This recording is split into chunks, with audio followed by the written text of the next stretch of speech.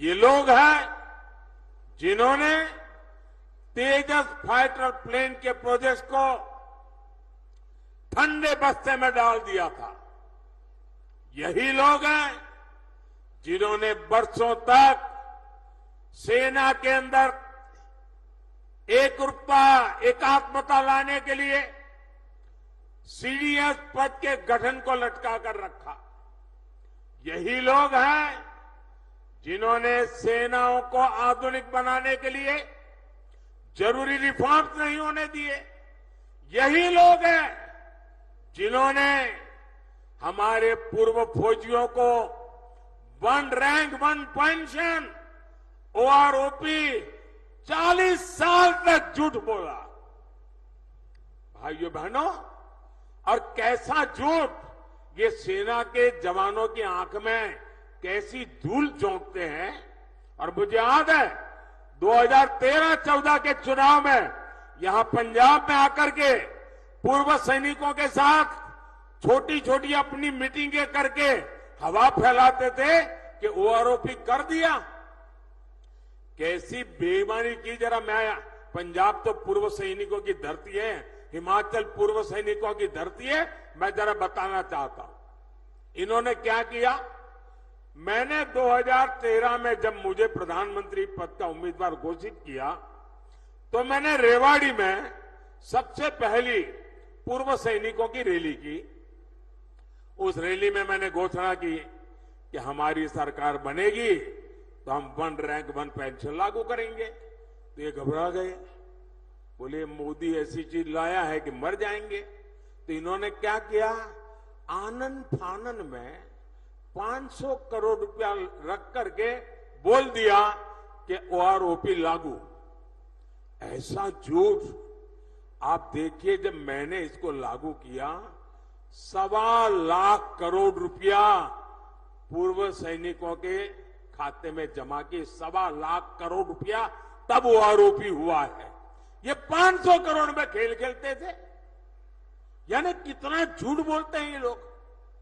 भाइयों बहनों, मोदी का लक्ष्य भारत की सेनाओं को सबसे ज्यादा आधुनिक बनाना है, सबसे ज्यादा सामर्थ्यवान बनाना है, सच्चे अर्थ में आत्मनिर्भर बनाना है।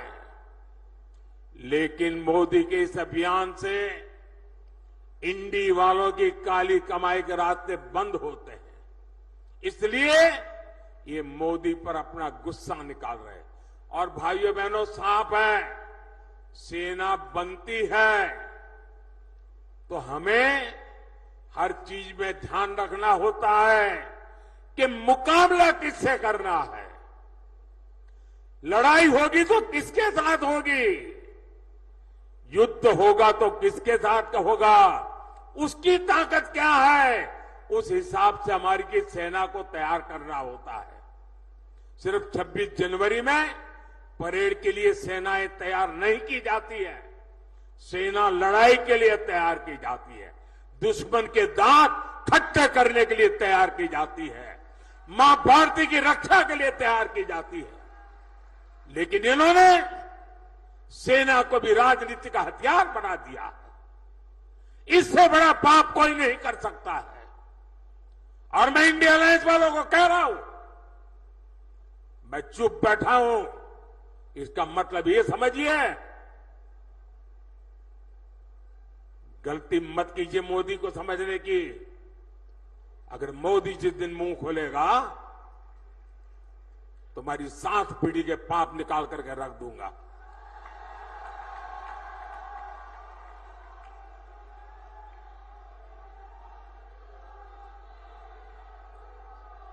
आपको मोदी को जितनी गालियां दे दीजिए, लेकिन मेरे देश की सेना का अपमान ये मोदी नहीं सहन करेगा।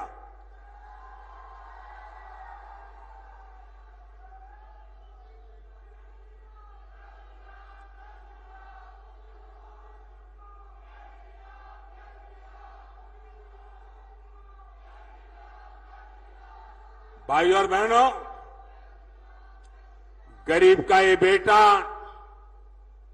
हर गरीब को, दलित को, पिछड़े को विकास की नई ऊंचाई देना चाहता है।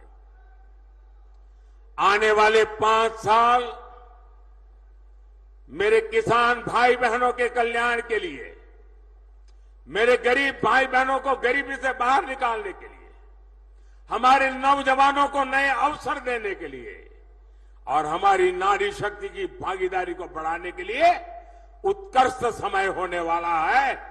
आजादी के 75 साल में जैसा समय नहीं आया, वैसा समय आने वाले 5 साल में आने वाला है।